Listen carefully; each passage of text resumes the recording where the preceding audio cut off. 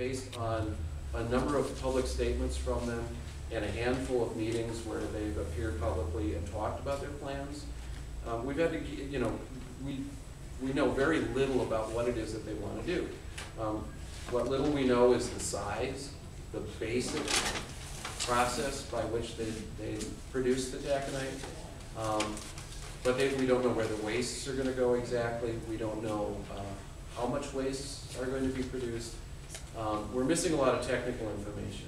And despite that, state legislators are rushing to pass enabling legislation. It seems a bit backwards, to say the least. But to get back to the size, the first phase of this company is proposed to be 35 years of mining, and ultimately a pit that would be 4.5 miles long by 1.5 miles, up to 1.5 miles wide, directly in the center of the Pinocchi Range. It's sometimes called the Gogebic Range. Locals up there call it the Pinocchis. Either one works.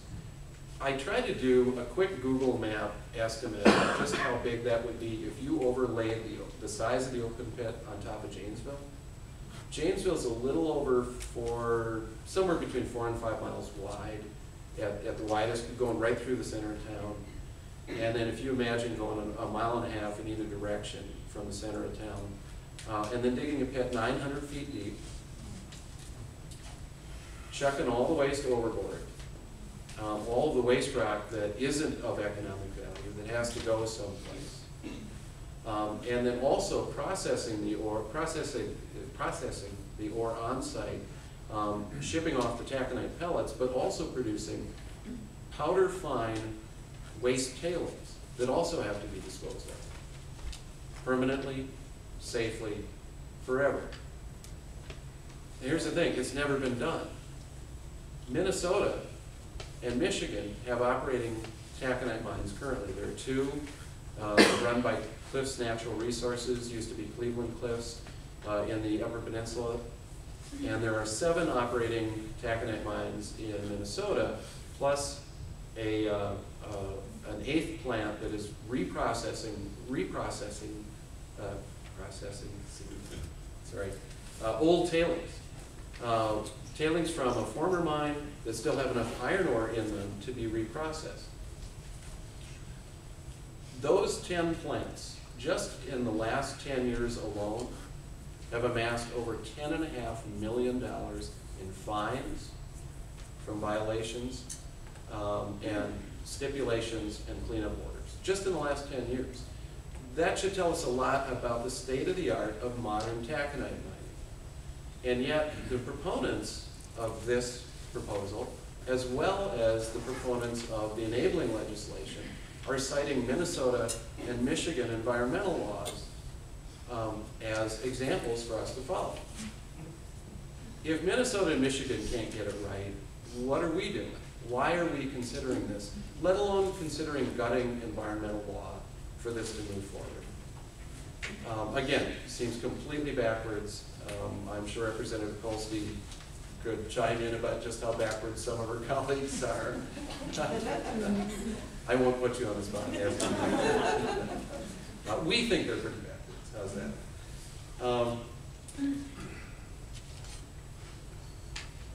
It would be one thing if this was a proposal in a dry desert environment where there's not a lot of water on site, where you could maybe minimize some of the impacts from it. But as proposed, this sits in the snow belt of Lake Superior. On average, one of the highest precipitation areas of the state of Wisconsin. It's regularly over 30 inches of precip, plus up to 100, 150 inches of snow every year, just from lake effect snow, lake effect precipitation. And it sits in an extremely water-rich environment at the headwaters of the Bad River. And the Bad River flows through Copper Falls State Park, which is a state jewel, but also is the lifeblood of both the Kakagan and Bad River sloughs, which are world famous, known as the Everglades of the North, and are of significant cultural impact and importance to the Bad River Ojibwe, the Bad River Band of Lake Superior Chippewa. So it sits in an incredibly important and water-rich area, essentially an irreplaceable resources should this go wrong. To back up a step, even if it meets environmental law, it's absolutely a devastating proposal. The pit alone is permanent.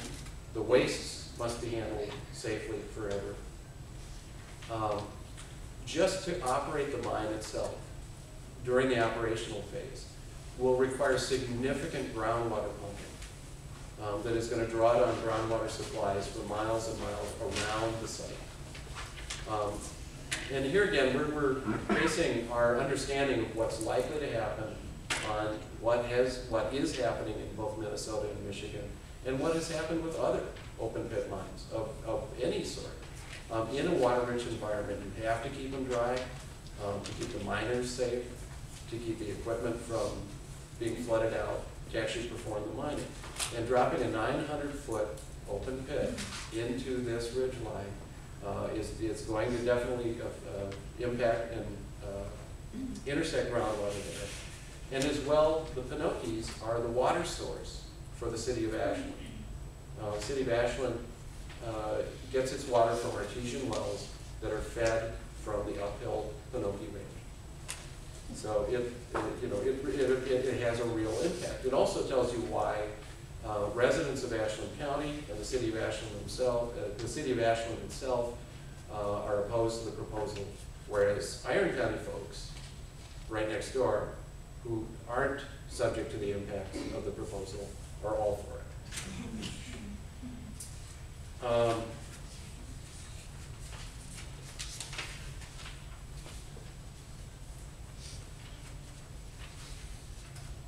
So let me flip to the bill, and Chuck asked me to be relatively brief so we can have some dialogue. I don't like to be a talking head. I would just as well have a dialogue and do some Q&A with you guys, find out what you'd like to know.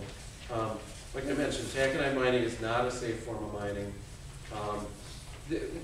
One really important reason or rationale for the proponents of both the mine and the enabling legislation, the Bad River Watershed Destruction Act, one of the reasons they cite for why the legislation should move forward is that they say that the type of ore, taconite ore, here in Wisconsin, does not have the same chemical makeup in it that causes problems at other mines, specifically metallic sulfides. So the Flambeau mine and the Crandon proposal and other base metal proposals in Wisconsin are all metallic sulfide deposits. And what that means is that there's a basic mineral that's in all of them, pyrite, fool's gold. Pyrite, when it's exposed to air and water, when it's ground up, turned into tailings, turned into a waste material, exposed to air and water, produces acid. It's one of the biggest problems for hard rock mines throughout the country, especially in the western United States, in Canada, and even in Central and South America. In fact, worldwide, acid mine drainage is the biggest long-term problem for hard rock mining. The proponents of this proposal and the legislation have claimed from the outset that there's no pyrite in this deposit that could cause acid mine drainage. Well, that was their claim, and that's how they started out selling this project, is that there's no pyrite in it. Well, it turns out that independent study, geologists from Lawrence University recently published a study just within the last few months demonstrating that there's significant pyrite in this deposit. And especially in the waste rock that has to be moved out of the way to get at the taconite ore itself. That stuff's going to be blasted with explosives, moved out of the way, exposed to air and water, where it can produce acid mine drainage. One estimate was that just the waste rock alone that has to be moved out of the way has the potential to produce around 13 million gallons of sulfuric acid at battery acid strength. So imagine this material exposed to air and water forever. Now, we don't know whether the company would propose to put it on a liner and collect the water that leaches through it, or if they're just going to put it in wetlands, which is allowed under the new legislation. We don't know. Again, the company has not presented a plan, so we're left guessing as to what their plan is going to be with this. And I should note too, with acid mine drainage, it isn't just the acid that's an issue. The acid, imagine this material is ground up, it's relatively fine, it increases the surface area and the available minerals that the acid can work at. And what the acid does is it liberates heavy metals. So mercury, lead, arsenic, all of which can go into groundwater and into surface water supplies. Like I say, it's not only a long-term problem, it's a problem that's almost impossible to stop once it starts. When you're talking about wastes in on the order of hundreds of millions of tons, there's no way to stop that reaction once it starts. You're not going to get a mining company to move that rock a second time or a third time, or to add something to it to fix that problem. That's going to be a long-term problem, and in many cases, acid mine drainage becomes a perpetual problem, one that you can't stop once it starts. So the company and the proponents of the legislation said there's no pyrite. Well, they've been corrected. Now they say, well, there might be a little pyrite, but we should be able to manage that. Again, no plan, no idea of how in the world they could possibly manage it. Let alone, it's not clear how much is there. We have some estimates based on study, but the company has not even put a drill into the ground to bring up cores and to do the study work necessary to prove their claims. One of the ironies there is this company had permits to do a large number of drills, test borings, a couple of years ago. And when this legislation, the Bad River Watershed Destruction Act, didn't get into a special session immediately after the governor was elected, the next spring they said, we quit. We're not going to move forward with our proposal. We're certainly not going to spend money on test borings to prove our claims. And ironically, they quit again last spring when this bill wasn't passed. So they've been holding a lot of legislators like puppets, holding their company, this proposal that exists only on paper, holding legislators hostage, saying, we'll bring you jobs.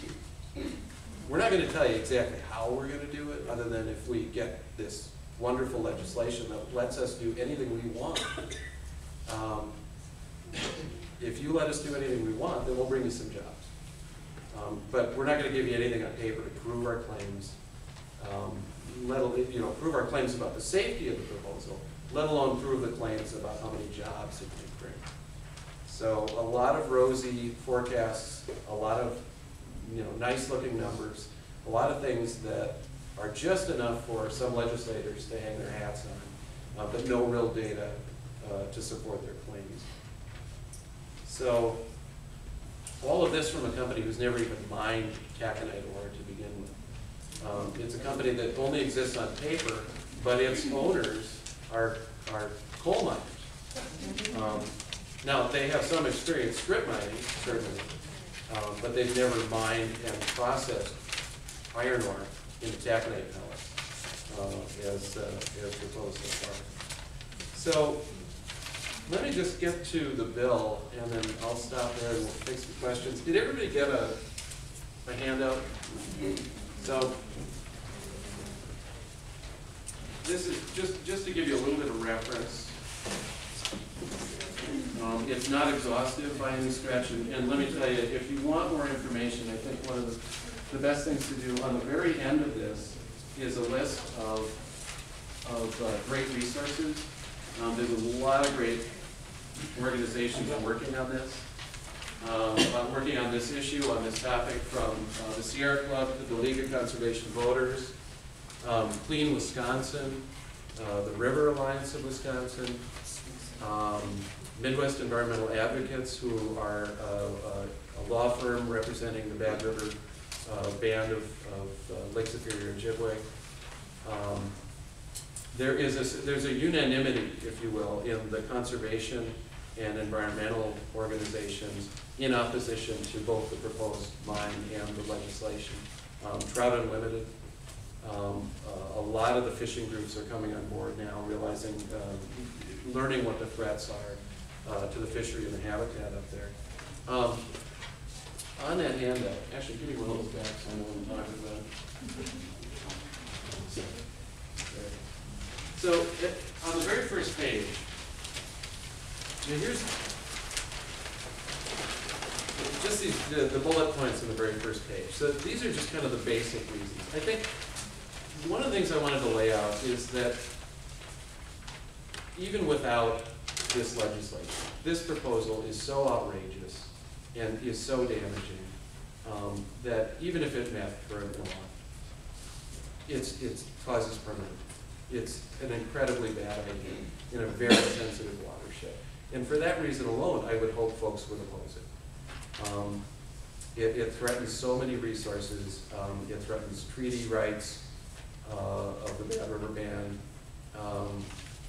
You know, it's just an outrageous proposal on its own. And you know, from an industry that has an unproven track record that we should actually be fighting for a moratorium on, given how unsuccessful other taconite mines have been.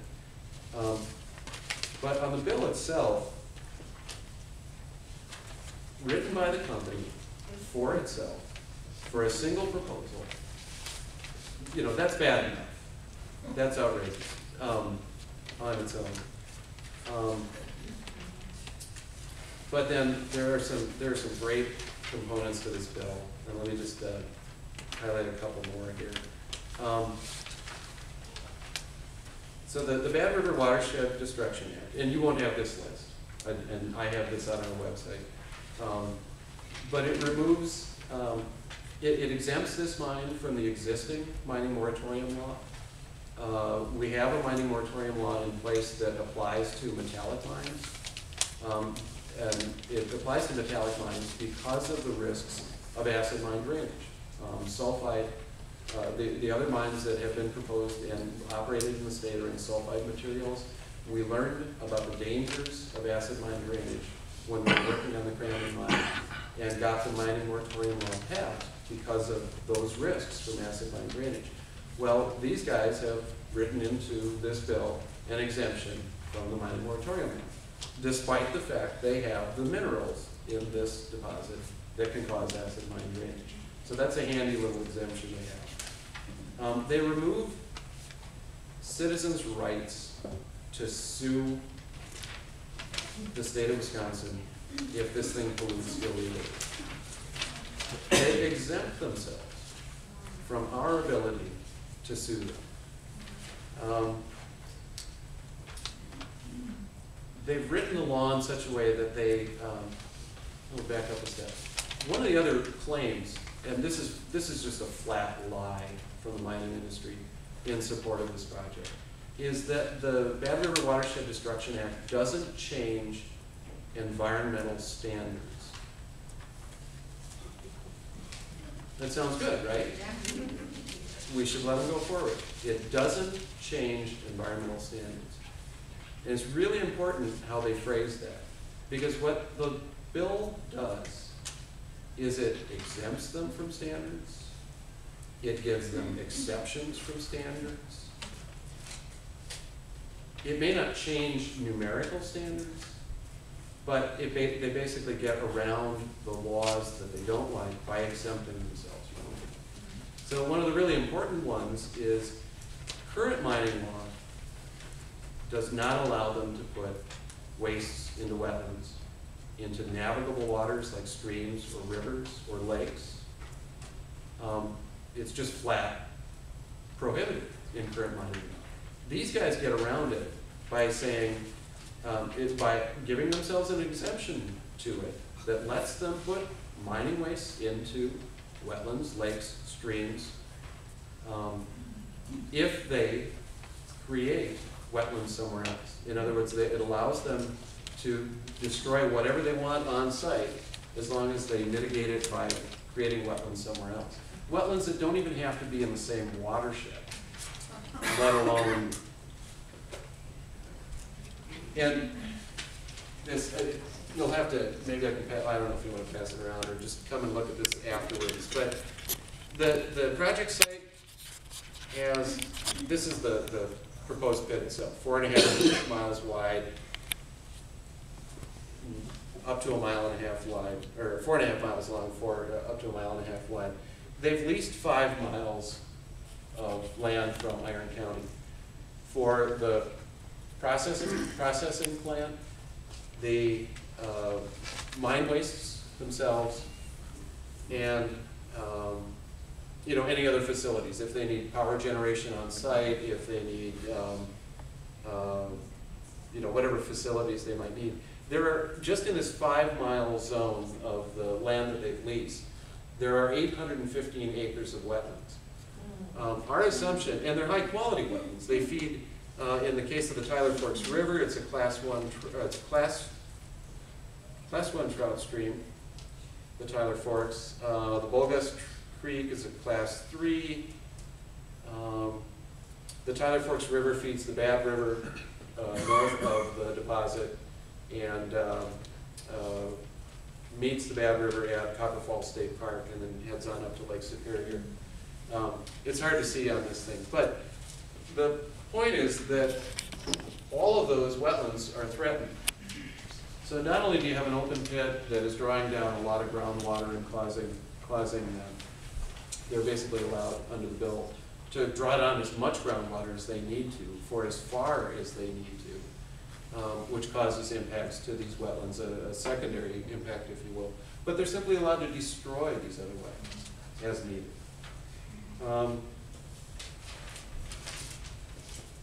The bill establishes, it puts handcuffs on the regulators, on state DNR, by imposing arbitrary timelines on when permits have to be issued. Never mind the complexity, the size, the science needed to figure out whether or not this can be done safely, or if it can, how do you mitigate the impacts. By putting permitting deadlines and timelines on the regulators, you handcuff their ability to do real scientific review on a proposal like this.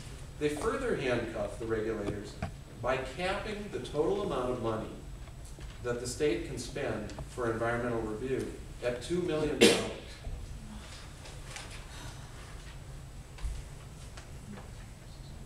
Again, arbitrary. They're watching their own, they're minding their own pocketbook, if you will, because permit review costs are billed back to the permit applicant. So if you're the mining company, you're just trying to control your costs. But the result is the people of Wisconsin get shortchanged entirely because the science can't be done if you cap the costs for the review and if you impose arbitrary time limits on how long they can study it. They actually wrote into the bill that the new iron mining law, the Bad River Watershed Destruction Act, supersedes all other environmental laws. So if there's a conflict between what they wrote and other environmental law, the iron mining law rules. If you're going to write your own law, isn't that what you put into it? It's like, well, you know, whatever we say goes. And the bill did not and does not provide for consultation